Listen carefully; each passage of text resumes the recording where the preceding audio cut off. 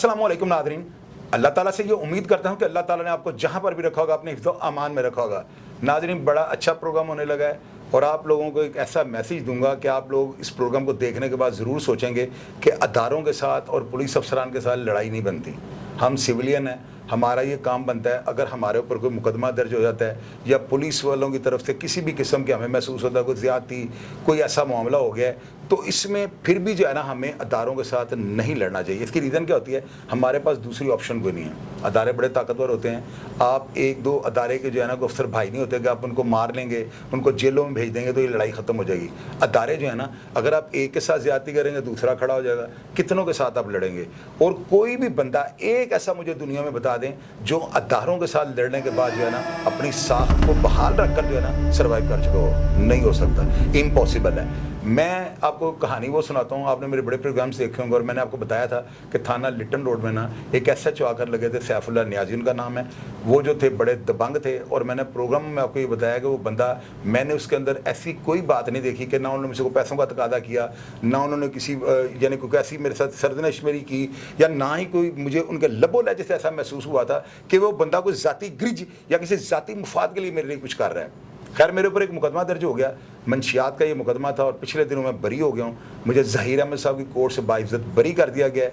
और उसके बाद जो है ना, मैंने उन पुलिस ऑफिसर जो सैफुल्लाह नियाजी उनका नाम है, मेरे स्टूडियो में मौजूद हैं, उनसे मैंने राबिता किया और उनको मैंने कहा कि आपके ऊपर मैंने हराबे का जो है वो दावा किया हुआ है, कोर्ट में आपका केस ट्रायल है और मैं अब 18 तारीख को पूरी ताकत और जिद्दत के साथ आ रहा हूँ और मैं आपके साथ जो है ना फ़ाइट करूँगा, यानी लीगल लड़ाई करूँगा, जो कि मेरा हक बनता है। लेकिन मुझे जो है ना मेरे बेटों ने और मेरी जो प्रीवियस हिस्ट्री है, या जो आप लोगों ने मुझे जो है ना एक बड़ा शरीफुल नफ्स इंसान बना दिया हुआ है और आप लोगों ने मेरे ऊपर तनकीद कर करके जो है ना मुझे आज इस स्टेज पे खड़ा कर दिया कि मैं सोचता हूँ कि यार मुझे नेगेटिव काम नहीं करना चाहिए, कहीं लोगों की नज़र में मेरा वही इंप्रेशन ना बन जाए जिसको डिलीट और हदफ करने के लिए मैंने इतनी मेहनत की है।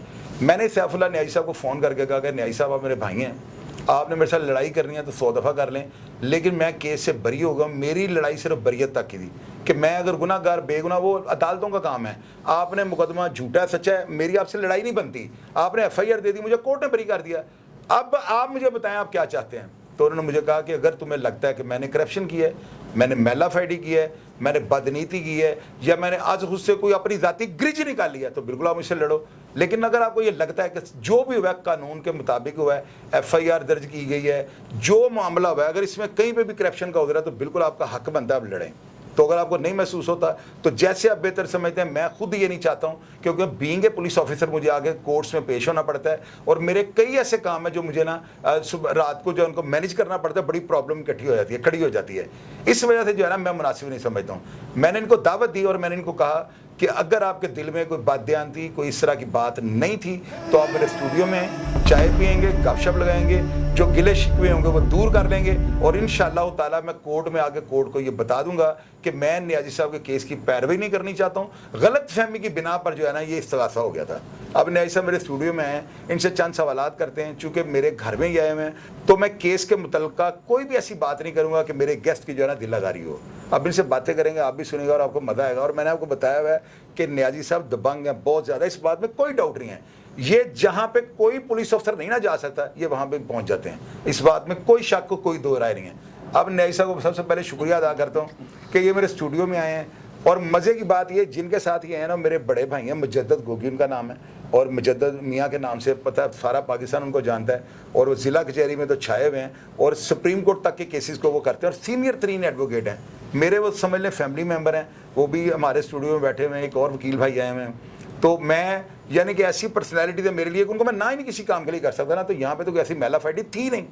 अब नियाजी साहब का शुक्रिया अदा मैं करता हूँ। नियाजी साहब ਤੁਹਾਡੀ बड़ी मेहरबानी, ਤੁਸੀਂ मेरे स्टूडियो 'ਚ ਆਏ ਹੋ। ਤੁਸੀਂ ਮੇਰੇ ਨਾਜ਼ਰੀਨ ਨਾਲ ਦੱਸੋ ਕਿ ਤੁਹਾਨੂੰ ਮਾਸ਼ਾਅੱਲਾ ਕਿੰਨੀ ਦੇਰ ਹੋ ਗਈ ਮਹਿਕਮਾ ਪੁਲਿਸ ਕੰਮ ਕਰਦੇ ਆ। ਮਹਿਕਮਾ ਪੁਲਿਸ ਵਿੱਚ ਭਾਈ ਜਾਨ ਪਹਿਲਾ ਨੰਬਰ ਤਾਂ ਤੁਹਾਡਾ ਸ਼ੁਕਰੀਆ ਅਦਾ ਕਰਦੇ ਹਾਂ, ਤੁਹਾਨੂੰ ਸਾਨੂੰ ਅੱਛੇ ਮਾਹੌਲ ਵਿੱਚ ਦਾਵਾ ਦਿੱਤੀ ਹੈ। ਸਾਡਾ ਭਾਈ ਚੌਧਰੀ ਗੋਗੀ ਸਾਹਿਬ ਪਾਸ਼ਾ ਸਾਹਿਬ, ਉਹਨਾਂ ਨੂੰ ਖੁਦ ਅਸੀਂ ਆਖਿਆ ਵੀ ਚੌਧਰੀ ਸਾਹਿਬ ਕੋਲ ਜਾਣਾ ਹੈ, ਚੌਧਰੀ ਸਾਹਿਬ ਦੀ ਦਿਲ ਆਜ਼ਾਰੀ ਅਸਾਂ ਦੂਰ ਕਰਨੀ ਹੈ। ਸਾਡਾ ਭਾਈ ਹੈ, ਅਸ਼ਿਕਵਾਦ ਹੁੰਦਾ ਮਤਲਬ ਵਾਲਾ ਸਾਰੀਆਂ ਗੱਲਾਂ ਖਤਮ ਕਰਕੇ ਅਸੀਂ ਖੁਦ ਉਸ ਨੂੰ ਆਖਾ, ਤੁਸੀਂ ਫੋਨ ਕੀਤਾ, ਸਾਨੂੰ ਬੜੀ ਖੁਸ਼ੀ ਮਹਿਸੂਸ ਹੋਈ।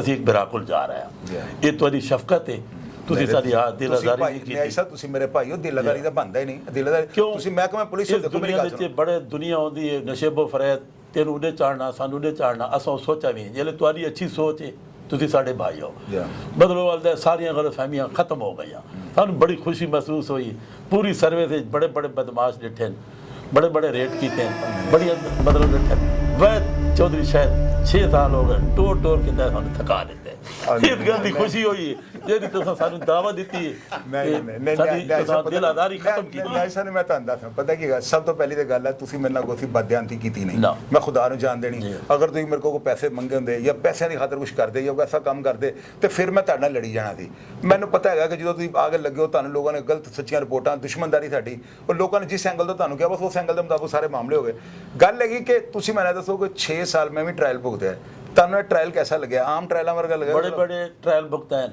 ਜਿਹੜਾ ਟ੍ਰਾਇਲ ਤੁਸੀਂ ਸਾਡੇ ਨਾਲ ਲੜਿਆ ਹੋ ਨਾ ਅਸੀਂ ਪਰੇਸ਼ਾਨ ਵੀ ਰਹੇ ਹਾਂ ਬਈ ਇਹ ਵੈਦ ਬੰਦਾ ਹੈ ਜਿਹੜਾ ਸਾਨੂੰ ਟੋਰ ਕੇ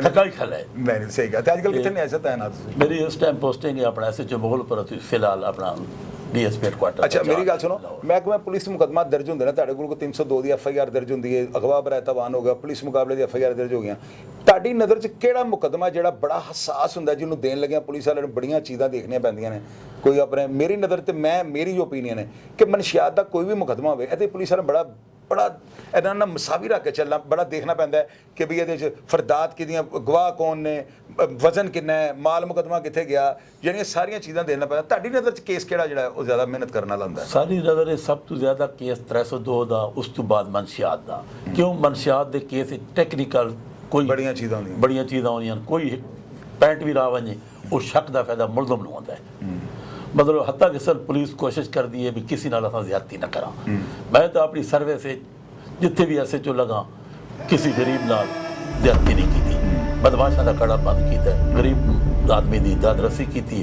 पहला नंबर तो जिस थाने में अगर SHO लगा बदमाश ऑटोमैटिक नस गए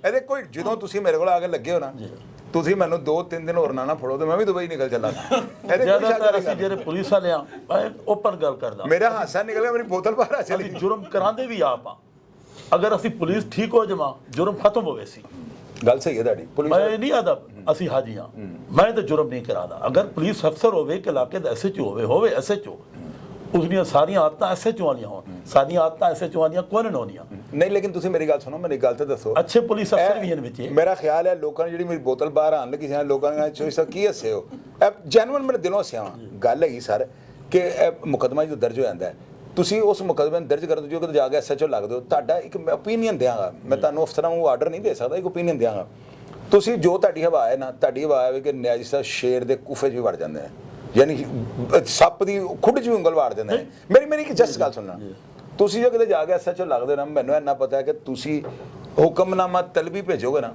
ਕਿ SHO ਪਾਬੰਦ ਤੁਹਾਨੂੰ ਕਰ ਰਿਹਾ ਕੱਲ ਸ਼ਾਮ 4 ਵਜੇ ਥਾਣੇ ਆਣਾ ਹੈ ਮੈਂ ਦਾਅਵੇ ਨਾਲ ਗੱਲ ਕਰ ਸਕਦਾ ਤੁਹਾਡੇ ਕੋਲ ਉਹੀ ਬੰਦਾ ਥਾਣੇ ਹੈਗਾ ਜਿਨੇ ਆਪਣੇ ਆਪ ਨੂੰ ਦਰੁਸਤ ਕਰ ਲਿਆ ਜਾਂ ਜਿਹੜਾ ਬੰਦਾ ਆਇੰਦਾ ਜ਼ਿੰਦਗੀ ਜੁਰਮ ਨਾ ਕਰਨ ਦਾ ਇਰਾਦਾ ਕਰਦਾ ਹੈ ਦੂਜਾ ਬੰਦਾ ਥਾਣੇ ਨਹੀਂ ਜਾ ਸਕਦਾ ਤੇ ਮੇਰੀ ਨਜ਼ਰ 'ਚ ਬਿਹਤਰ ਤਰੀਕਾ ਨਹੀਂ ਆ ਬਜਾਏ ਜੇ ਤੁਸੀਂ ਕਿਸੇ ਦੇ ਕਹਿਣ ਤੇ ਬੰਦਾ ਫੜ ਲਓ ਉਹ ਜੋ ਵੀ ਹੈ ਉਹ ਪਰਚਾ ਝੂਠਾ ਤੇ ਉਹ ਗੱਲਾਂ ਅਦਾਲਤਾਂ ਜਾਂਦੀਆਂ ਅਗਰ ਬੰਦਾ ਬੇਗੁਨਾਹ ਹੈਗਾ ਤਾਂ ਕੋਰਟ ਛੱਡ ਦੇਗੀ ਗੁਨਾਹਗਾਰ ਹੋਏਗਾ ਤਾਂ ਕੋਰਟ ਦਾ ਫੈਸਲਾ ਤੁਸੀਂ ਹੁਕਮਨਾਮਾ ਤਲਬੀ ਕਿਉਂ ਨਹੀਂ ਭੇਜਦੇ ਹੋ ਤੁਸੀਂ ਅਫਸਰਾਂ ਇਹ ਕਹਿੰਦੇ ਜਾਂ ਤੁਹਾਨੂੰ ਇਨਫਾਰਮਰ ਇਨਫੋਰਮੇਸ਼ਨ ਦਾ ਤੁਸੀਂ ਰੇਡ ਕਰ ਲੈਂਦੇ ਹੋ ਬੰਦੇ ਇਹ ਬਿਹਤਰ ਤਰੀਕਾ ਕਿਉਂ ਸਾਡੇ ਕੋਲ ਮਤਲਬ ਵਾਲੇ ਕੋਈ ਐਸੀਆਂ ਮੁਖਬਰੀਆਂ ਹੋਣੀਆਂ ਜਿਹੜੇ ਦੇ ਮੁਤਾਬਿਕ ਅਸਾਂ ਸੋਚ ਵਿਚਾਰ ਕੇ ਕੰਮ ਕਰਦੇ ਹਾਂ ਹੁਣ ਮੈਂ ਲਾਹੌਰ ਦੇ ਵਿੱਚ ਇੱਕ ਅੱਛੇ ਪੁਲਿਸ ਅਫਸਰ ਵੀ ਡਿੱਠੇ ਮੈਂ ਨਹੀਂ ਆਦਾ ਸਾਰੇ ਬੜੇ ਅੱਛੇ ਪੁਲਿਸ ਅਫਸਰ ਮੈਂ ਨਾ ਚਾਹ ਕੇ ਆਦਾ ਮੀਆਂ ਕਦੀਰ ਸਾਹਿਬ ਮਕਸੂਦ ਗੁਜਰ ਸਾਹਿਬ DSP ਅਤੀਕ ਡੋਬਰ ਸਾਹਿਬ फैसल शरीफ साहब DSP अतीक सिंधु साहब वो तो और फयाद टुंडा साहब राणा मुजाहिद साहब हसनैन साहब DSP 5 पुलिस अफसर ऐसे इन्हों के नाल 5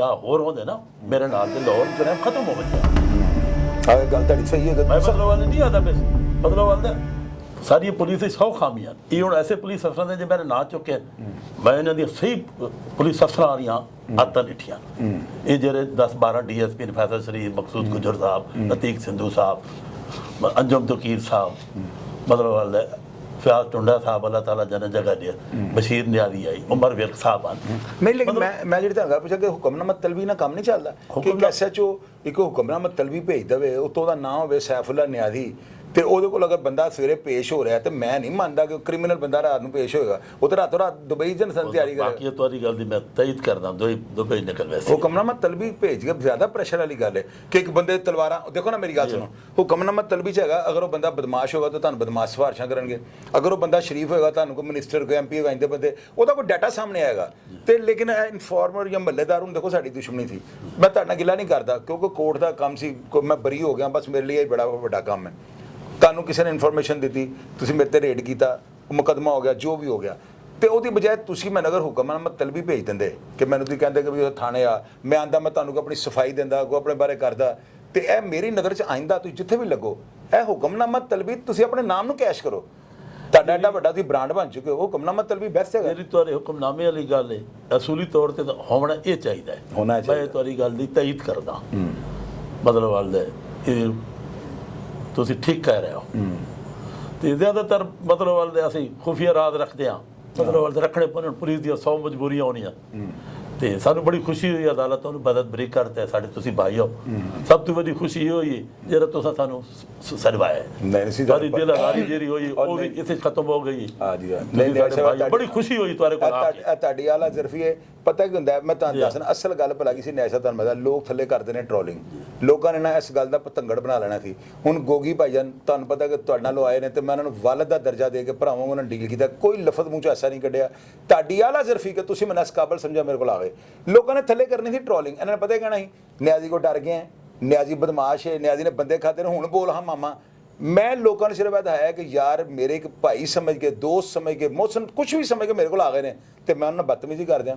ਮੈਂ ਪਿੱਛੇ ਜਿਹੜਾ ਮਾਦਰਤ ਨਾ ਟੀਫੀ WhatsApp ਦਾ ਇੱਕ ਇੰਟਰਵਿਊ ਕੀਤਾ ਹੈ, ਨਿਆਜ਼ ਸਾਹਿਬ ਮੇਰੇ ਉਹ ਗੈਸਟ ਸਨ, ਉਹਨਾਂ ਨਾਲ ਮੈਂ ਗੱਲਾਂ ਕੀਤੀਆਂ, ਮੈਂ ਉਹਨਾਂ ਨੂੰ ਭਾਈਜਾਨ ਕਿਹਾ, ਮੈਨੂੰ ਤੁਸੀਂ ਗੱਲ ਦਾ ਜਵਾਬ ਦਿਓ। ਉਹਨੇ ਮੇਰਾ ਪਿਓ ਮਾਰਿਆ ਸੀ, ਇੱਕ ਬੰਦਾ ਮੇਰਾ ਗੈਸਟ ਹੈ, ਉਹਦੀ ਮੈਂ ਇੱਜ਼ਤ ਨਾ ਕਰਾਂ ਤੇ ਹੋਰ ਕੀ ਕਰਾਂ। ਐ ਮੈਂ ਸਿਰਫ ਲੋਕਾਂ ਕੋਲ ਆਪਣੀ ਜਾਨ ਛੁਡਾਉਣ ਦੀ ਖਾਤਰ ਕਿ ਨਿਆਜ਼ੀ ਸਾਹਿਬ ਮੇਰੇ ਕੋਲ, ਉਹਨਾਂ ਨੂੰ ਕਿਸੇ ਗੱਲ ਦੀ ਕੋਈ ਜ਼ੇਨ 'ਚ ਆਇਆ ਕਿ ਯਾਰ ਇੱਕ ਬੰਦੇ ਨੇ ਸੁਲ੍ਹਾ ਦਾ ਹੱਥ ਵਧਾਇਆ, ਉਹ ਬੰਦਾ ਚਾਹੁੰਦਾ ਕਿ ਯਾਰ ਮੇਰੀ ਨਾ ਲੜਾਈ ਪਵੇ, ਤੇ ਉਹਨੇ ਮੈਨੂੰ ਖੁਦ ਕਾਲ ਕੀਤੀ ਤੇ ਮੈਂ ਕੋਈ ਫੀਡਬੈਕ ਦਿੱਤਾ, ਮੈਂ ਆਫਿਸ ਆ ਗਿਆ, ਮੈਂ ਆਪਣੀ ਜਾਨ ਛੁਡਾਈ ਹੈ। ਤੁਸੀਂ ਕੀ ਕਹਿਣਾ ਚਾਹੁੰਦੇ ਹੋ? ਸਭ ਤੋਂ ਪਹਿਲੀ ਗੱਲ ਹੈ ਤੁਹਾਡਾ ਪਿੱਛੂ ਜਿਹੜਾ ਖਾਨਦਾਨ ਮੈਂ ਸਾਰਾ ਚੈੱਕ ਕੀਤਾ ਹੈ, ਤੁਹਾਡੇ ਬੇਟੇ ਐਡੂਕੇਟ ਹਨ, ਤੁਹਾਡੇ ਭਾਈ ਐਡੂਕੇਟ, ਉਸ ਤੋਂ ਇਲਾਵਾ ਤੁਹਾਡੀ ਸਾਰੀ ਪੋਜੀਸ਼ਨ ਮੈਂ ਹੁਣ 6 ਸਾਲ 7 ਸਾਲ ਹੋ ਗਏ ਲਾਹੌਰ ਡਿੱਠੀ ਹੈ। ਅੱਛੇ ਤੁਸੀਂ ਕੋਈ ਤੁਹਾਡਾ ਹੁਣ ਐਸਾ ਜੁਰਮ ਕੋਈ ਨਹੀਂ ਜਿਹੜਾ ਤੁਸੀਂ ਕਰਦੇ ਹੋ। ਅੱਛੀ ਇੱਕ ਪੁਰਾਣਾ ਤੁਹਾਡੇ ਤੇ ਧੱਬਾ ਲੱਗਾ ਸੀ ਬਿਲਕੁਲ, ਉਹ ਵੀ ਜਿਹੜੇ ਸਿਆਣੇ ਪੁਲਿਸ ਅਫਸਰ ਹਨ, ਪੁਰਾਣੇ ਪੁਲਿਸ ਅਫਸਰ, ਉਹਨਾਂ ਨੂੰ ਤਾਂ ਪਤਾ ਹੈ ਵੀ ਚੌਧਰੀ ਸ਼ਾਹ ਸਾਹਿਬ ਸਾਰੇ ਕੰਮ ਛੱਡ ਗਏ। ਜਵਾਨੀ ਦੇ ਟਾਈਮ ਹਰ ਬੰਦਾ ਕਰਦਾ, ਸ਼ਾਇਦ ਅਸਾਂ ਵੀ ਕੀਤੀ ਹੋ, ਅਕਲ ਹੀ ਨਹੀਂ ਦੀ ਬੰਦੇ ਨੂੰ। ਤੇ ਮੈਨੂੰ ਇਸ ਗੱਲ ਦੀ ਖੁਸ਼ੀ ਹੋਈ ਜਿਹੜੇ ਤੁਸੀਂ ਸਾਨੂੰ ਦਾਵਾ ਦਿੱਤੀ ਹੈ ਤੇ ਤੁਹਾਡੇ ਕੋਲ ਆ ਕੇ ਬੜੀ ਖੁਸ਼ੀ ਹੋਈ ਹੈ। ਤੇ ਮੈਂ 6 ਸਾਲਾਂ ਦੀ ਡਿਊਟੀ ਲਾਈ ਹੈ, ਸਾਡਾ ਭਾਈ ਹੈ ਗੋਗੀ ਸਾਹਿਬ ਤੇ ਪਾਸ਼ਾ ਸਾਹਿਬ, ਇਹ ਸੁਲ੍ਹਾ ਕਰਨੀ ਹੈ। और मेरी सुलह थी भाई हो, मतलब वालदे सारी ताड़ा मतलब कि मामला रफा दफा होना चाहिए ज़हन च कोई भी ऐसा ज़ाती आता पे रच नहीं रख। अच्छा तानू टेंशन रही जिस तरह मैनू तरीहां दी टेंशन होंदी तानू रही है टेंशन? बड़ी टेंशन होंदी, सारियां 100 प्रॉब्लम होंदी बल्ले अदालतां दे च सारे वरांट निकले खले होने, भावें तो इस्तगासे सच्चे होन भावें झूठे होन, मतलब वालदे जाना तो पौंदा है सुबह कोर्ट च पहुंच जाता है। ते ये भी तोरी शफकत है, अगर तुसी सारे इस्तगासा वापस लेते पे तो सारे वास्ते बड़ी खुशी दी गल है। इंशाअल्लाह ताला वापस लेता और मैं कोर्ट च गल कवांगा, मैं ऑन रिकॉर्ड कहन लगावां, मैं उत्थे दसांगा और मैं उन्होंने कहना कि अज गलत फहमी दी बिना ते क्योंकि होया भी इस तरह ना ते रियलिटी भी है ए कोई गल ऐसी नामक तुहाडे नाल दुश्मनी कीती, नामक और दुश्मनी दा प्रोग्राम सी ਉਹ ਤੇ ਇੱਕ ਮੈਂ ਆਪਣੇ ਆਪ ਨੂੰ ਡਿਫੈਂਡ ਨਾ ਕਰਦਾ, ਅਗਰ ਮੈਂ ਇਸਤਗਾਸੇ ਨਾਲ ਜਾਂਦਾ ਕੋਰਟਾਂ ਨੇ ਮੈਨੂੰ ਕਹਿਣਾ ਪਤਾ ਨਾ ਕ੍ਰਿਮੀਨਲ ਹੈ ਤਾਂ ਮੈਨੂੰ ਕੋਰਟ ਸਜ਼ਾ ਵੀ ਦੇ ਸਕਦੀ ਸੀ। ਜ਼ਹੀਰ ਅਹਿਮਦ ਸਾਹਿਬ ਜੱਜ ਸਾਹਿਬ ਨੇ ਨਾ ਉਸ ਦਿਨ ਜਿਹੜਾ ਕੰਮ ਕੀਤਾ ਨਾ, ਮੈਂ ਔਨ ਰਿਕਾਰਡ ਦੱਸਣ ਲੱਗਾ, ਤਰੀਕ 'ਚ ਪਹਿਲਾ ਕੰਮ ਹੋਇਆ। ਮੈਂ ਸਵੇਰ ਗਿਆ ਕੋਰਟ 'ਚ, ਉਹਨਾਂ ਨੇ ਕਿਹਾ ਜੀ ਮੁਲਜ਼ਮ ਨੂੰ ਬਖਸ਼ੀਖਾਨੇ ਭੇਜ ਦਿਓ। ਮੈਂ ਸੋਚੀ ਪਿਆ ਗਿਆ ਇਹ ਹੁਕਮ ਵੀ ਨਹੀਂ ਆ, ਪਹਿਲੇ ਬਖਸ਼ੀਖਾਨੇ ਭੇਜ ਦਿਓ। ਉਹਨਾਂ ਨੇ ਮੈਨੂੰ ਦੱਸਿਆ ਕਿ ਬੜਾ ਤੂੰ ਮਾਮਾ तू 4-5 साल कोर्टा जो गैर हाजिर रहे हैं, तू एडा ही पाटे हैं, तू एक्यूज हो के कोर्ट च पेश नहीं आ लग। मैं कम का इन्ना मेरे दबाव से, मैं 6 साल थोड़ा काम किया सोशल मीडिया से, मैं नहीं सा जा सकता।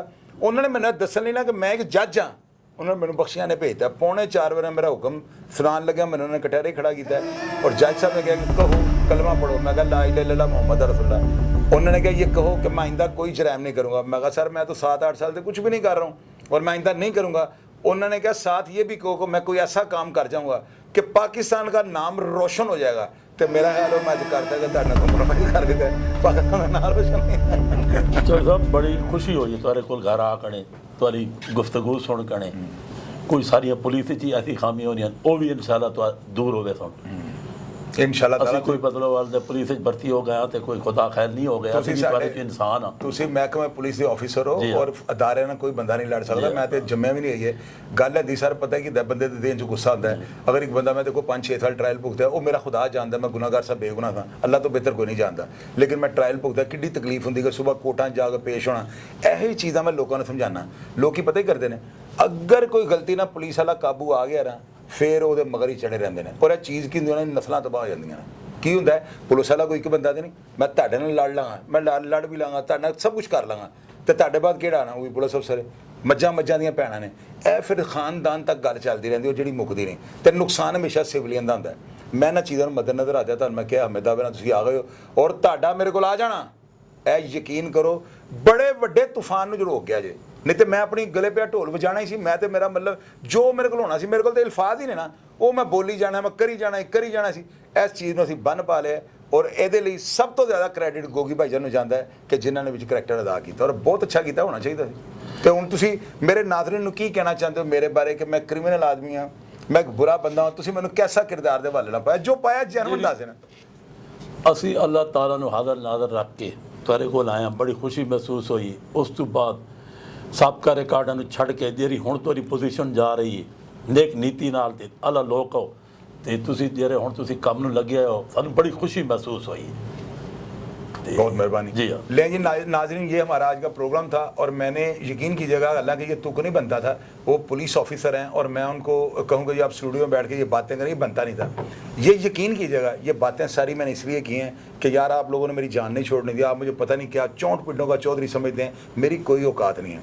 मैं आपको 12 दफ़ा कहता हूँ ना मैं सहाफ़ी हूँ, मेरा कोई बैकग्राउंड नहीं है, मुझे गली के अंदर कोई बंदा नहीं जानता, मुझे एक बोतल और एक नान उधारा कोई नहीं देता, मेरी तो ये औकात है। लेकिन अल्लाह ताला ने, जब अल्लाह ताला किसी पे मेहरबान हो जाए तो फिर उसके आगे किसी की कोई जानत जोर नहीं चलता। मुजद्दद मियाँ गोगी भाई बड़े भाई हैं, अभी मैं उनको भी 2 मिनट के लिए बुलाने लगा हूँ, आप नाज़रीन को वो भी सारे हक़ाइक़ बताएंगे। आप ये देख रहे हैं कि सैफुल्लाह न्याजी, अल्लाह ताला ने इनको कितना जो है नाम दिया हुआ है और कई लोग नीचे लिखते हैं कि ये वाहद पुलिस अफसर है जो हर जगह घुस जाता है, तो भाई होना भी ऐसे चाहिए। मेरे साथ जो भी हुआ गलत है सही है वो छोड़ दें आप, ये टाइम नहीं है वो बातें करने का ना। लेकिन अल्लाह ताला का इतना फजल और करम है कि न्याजी साहब ने मुझे इतनी अहमियत दी, मेरा इन्होंने कद बढ़ाया है। अगर आप लोग इस प्रोग्राम को मस्बत एंगल से देखेंगे तो एक बहुत अच्छा मैसेज आपको दिया है। प्रोग्राम के बारे में जो भी फीडबैक वो आपने लाजमी देना है। अब मैं 2 मिनट से जो है गोगी भाई को बुलाऊंगा, वो भी आपसे चंद बातें करें ताकि मामला बैंड अप कर दें। ले नाजरीन, ये मेरे बड़े भाईजान हैं मुजद्दद मियाँ, गोगी भाई इनको कहते हैं। आप यकीन करें कई दफ़ा केसेस में ऐसे हुआ है कि मेरी बहस चल रही है या जिरा हो रही है, गवाहान पर और गोगी भाई जो है इनकी एंट्री हुई है, आप यकीन कीजिएगा ये मेरे वकला के साथ खड़े हो गए और जज साहब ने पूछा मियाँ साहब आप कैसे हैं, तो उन्होंने कहा शायद मेरा भाई है। हमेशा कई केसेस में ये पेश हुए हैं। अब गोगी भाई से पूछें कि ये न्याजी साहब किस तरह जो है, यानी कि ये इनको उन्होंने गोगी भाई ने किस तरह कहा कि ये उधर चलना है, हालांकि ये बनता नहीं था। ये सारी बात आपको गोगी भाई बताते हैं। जी अस्सलाम वालेकुम। शाहिद भाई के मरहूम बड़े भाई जाहिद भाई, मैं आशी भट्ट, राना इम्तियाज़ साहब, हम सब फर्स्ट ईयर में 84 में कॉलेज फेलोज थे। जाहिद भाई बहुत दलेर आदमी थे, अल्लाह ताला उन्हें जन्नत में जगह दे। उसके बाद शाहिद भाई को मैंने ज़िंदगी में हमेशा अपने छोटे भाइयों की तरह ही देखा है और समझा है, और अमली तौर पे भी मैंने उसका मुजाहरा भी किया है हमेशा कि जहाँ पे शाहिद भाई किसी मसले में उलझे हैं, मैंने इन्हें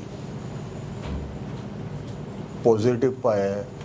ये तमाम दुनिया छोड़ के अपने कमरे में बंद होकर बैठ गए हैं, अपनी एक दुनिया बना ली है कि लोगों के मतलब इंफॉर्मेशंस, इदारों के साथ ताउन और किसी जुर्म से कोई वास्ता कुछ नहीं। लोगों ने गलत फहमियाँ पैदा करके उन्हें सब SHO हैं, उन्हें अपना, असल बात ये होती है कि हर शख्स चाहता है कि यहाँ पे मैं तमाशा देखूं, डुगडुगी बजाता रहूं और बंदर नाचते रहें। ना शाहिद भाई ऐसे हैं, ना न्याजी साहब ऐसे हैं, दोनों में गलत फहमी। अल्लाह का शुक्र है मैं आया हूँ, शाहिद भाई ने मेरा मान रखा, मेरी इज़्ज़त रखी, मैं पहले भी इनका शुक्रगुजार हूँ और जनाब आज मज़ीद इनका शुक्रिया अदा करता हूँ। शाहिद भाई नाज़रीन देखें, मैसेज असल में पता है क्या था, میں نے یہ پروگرام کیوں کیا ہے، اس کی دو وجوہات تھیں. ایک تو یہ تھی کہ میں اپنی عزت بچانی چاہ رہا تھا کہ یا خدایا کوئی ایسا سلسلہ بنا دو کہ میرے گلے سے جو ہے نا ڈھول اتر جائے. میں وہ بندہ ہوں، میں نے آپ کو پروگرام سے بتایا کہ طاہر عالم خان صاحب آئی جی وہ ریٹائر ہوئے ہیں، یقین کیجیے گا ابھی وہ زندہ ہے، میرا پروگرام انہوں نے بھی دیکھ رہے ہیں کیونکہ سارے پولیس آفیسر ہی دیکھتے ہیں میرے پروگرامز کو. طاہر عالم صاحب کے ساتھ جو میں نے رٹیں استغاثے جس طرح میں نے کیا ہوا نا، یہ ایک تاریخ رقم کر دی ہے. میرے اس مقدمے میں جس میں 386 کلو منشیات میرے اوپر ڈلی ہوئی تھی اور طاہر عالم صاحب کی ایف آئی آر میں موجودگی تھی. آپ اندازہ لگائیں اس ایف آئی آر میں مجھے کوئی بے گناہ لکھ سکتا تھا. اب اس کیس کے اندر 9 پولیس والے 25 سال سزا ہوئے ہیں، وہ 2024 کے دسمبر میں شاید رہا ہو جائیں. تو آپ دیکھیں کہ میں کس طرح کا بندہ تھا. گوگی بھائی جان نے دیکھا ہے میری لڑائیاں. ضلع کچہری ایک دن نا ایک ایس پی صاحب تھے، اب یہ کچھ ہی دنوں کی بات ہے، یعنی کہ 8-9 مہینے پہلے کی بات ہے. مجھے ایک کیس میں پولیس سے گرفتار کرنا تھا اور ہمارے ایک متعلقہ ایس پی جو ابھی میرے بھائی بن چکے ہوئے ہیں، پہلے بھی وہ بھائی تھے، بیچ میں کچھ ایسی کنٹراورسی آ گئی تھی، کوئی میری طرف سے کچھ ایسے الفاظ نکل گئے تھے، وہ بینگ اے پولیس آفیسر ذرا تھوڑا اچھلے تھے، وہ ذاتی بنا کے بیٹھے ہوئے تھے. انہوں نے مجھے گرفتار کرنے کے لیے ضلع کچہری کے تمام گیٹوں کے آگے پولیس کھڑی کر دی تھی. اب اس کے بعد ایک پولیس آفیسر نے ان کو بتایا کہ شاہد جو ہے نکل گیا ہوا ہے. ایس پی صاحب نے آگے سے اس کو پتہ کیا کہا تھا، اس نے کہا تھا یہ وہ بندہ ہے جو دیواریں چین کے آگے بھی کھڑا ہو جائے گا، یہ نہیں بھاگ سکتا. آپ کہتے ہو کچہری سے بھاگ گیا، یہ بھاگنے والا نہیں ہے، یہ کچہری کے اندر ہی اسے ڈھونڈو.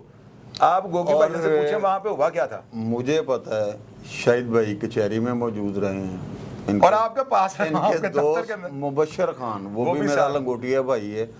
ہم سب ایکچولی پرانا محلہ راج گڑھ اکٹھے رہنے والے ہیں، شروع سے ایک جگہ کے رہائشی ہیں. میں شاہد بھائی ساری فیملی کو جانتا ہوں. ان کے والد صاحب ماشاءاللہ اللہ انہیں جنت نصیب کرے، بہت اچھے وکیل تھے. بیٹا چھوٹا ماشاءاللہ، اب خون تو وہی دادے گئے نا، وہ بھی ماشاءاللہ اچھی شہرت کا حامل ہے. اور مجھے امید ہے کہ آئندہ سارے معاملات اللہ اپنے فضل سے بہتر ہے. آپ یقین کیا ناظرین، اس رات نا 9 بجے تک میں ضلع کچہری کے اندر رہا ہوں گوگی بھائی کے آفس میں نا، تو آفس سے وہ مجھے گرفتار نہیں کر سکتے، ماشاءاللہ ان کا بھی ایک نام ہے. تو 9 بجے کے بعد جو ہے نا پولیس وہاں سے گئی تھی. یعنی بات سنانے کا مطلب یہ نہیں کہ میں بڑا ٹینٹے خاؤں یا کوئی اسامہ بن لادن کا میں کوئی بڑا کوئی ٹیررسٹ ٹائپ آدمی ہوں. بات سنانے کا یہ مطلب ہے کہ ایک ایس پی کو یہ پتا تھا کہ یہ بندہ بھاگنے والا نہیں ہے. یعنی کہ جو پولیس والے کہہ رہے ہیں وہ کچہری سے دیوار ٹاپ کے بھاگ گیا، بھاگنے والا میں ہوں نہیں.